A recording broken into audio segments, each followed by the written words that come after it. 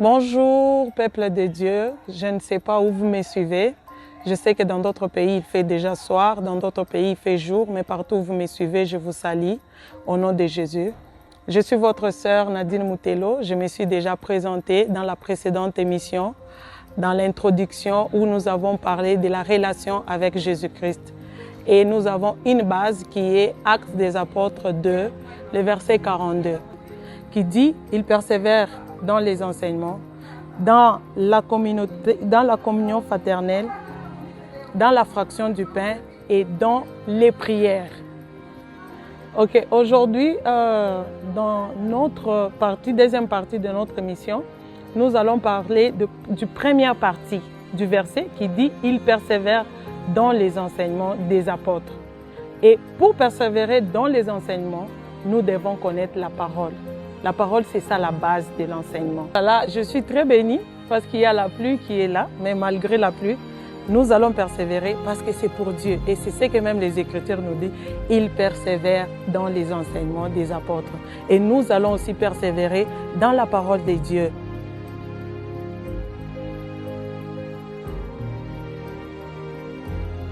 Le verset clé d'aujourd'hui est tiré de l'évangile de Jean, chapitre 1, le verset 1, qui dit « Au commencement de toutes choses, la parole existait déjà.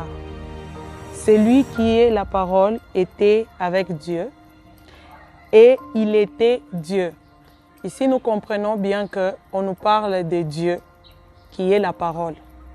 Pour avoir Dieu en toi, tu dois avoir la parole. Et la parole, c'est ça notre enseignement. Pour être enseigné, pour être nourri par l'enseignement, nous devons avoir la parole. Parce que les Écritures, c'est ça notre nourriture spirituelle. Et c'est ce qui nous enseigne, qui nous amène à avoir une relation parfaite avec Dieu. Une relation que Jésus est en train de chercher en nous.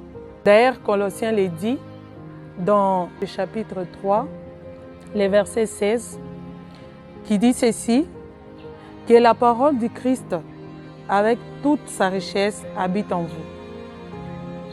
Instruisez-vous et avertissez-vous les uns les autres avec une pleine sagesse. Chantez à Dieu de tout votre cœur avec reconnaissance des psaumes, des hymnes et des cantiques inspirés par l'Esprit. Alors là, nous comprenons que pour adorer, pour chanter, pour louer, pour prier, nous avons besoin de la parole. Avoir une relation avec Jésus-Christ, c'est avoir la parole. C'est bien dit. Avec les cantiques, avec les psaumes, donc avec l'adoration, avec la louange, avec la prière, avec une conversation avec Dieu, nous devons avoir la parole. C'est la parole qui nous enseigne, c'est la parole qui nous connecte avec Dieu. C'est la parole qui met la perfection entre nous et Dieu. Je nous exhorte, alors bien-aimés, de manger cette parole, de méditer cette parole, d'appliquer cette parole, d'être avec cette parole, de partager cette parole. Et c'est ce qui va nous amener à avoir une bonne relation avec Dieu. Et c'est sur ça qui va nous amener à prier, à méditer, à adorer, à faire notre vie une vie meilleure vis-à-vis de Jésus. Et c'est sur ça que nous allons prendre juste quelques minutes dans la prière. Demander à Dieu afin que cette parole habite en nous, que cette parole soit notre partage, que cette parole soit notre vie quotidienne. Nous allons prier.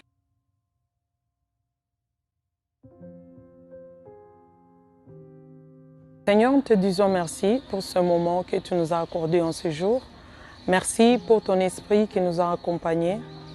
Je te demande, Éternel et Dieu, de nous assister dans cette marche, afin que nous puissions être les personnes que toi tu veux, pour avoir une relation que toi tu cherches en nous, comme la parole nous dit, ce que tu veux en nous, c'est que nous soyons sanctifiés, que cette parole nous sanctifie, nous amène à être tes enfants, tes fils, comme la parole est dit. Merci Seigneur Jésus parce que tu es notre Maître. Accepte, Éternel et Dieu, d'aider tes enfants, de nous aider, de faire ta volonté à travers cette parole. Sois glorifié, sois loué, sois exalté au nom de Jésus-Christ de Nazareth que je t'ai ainsi prié. Amen.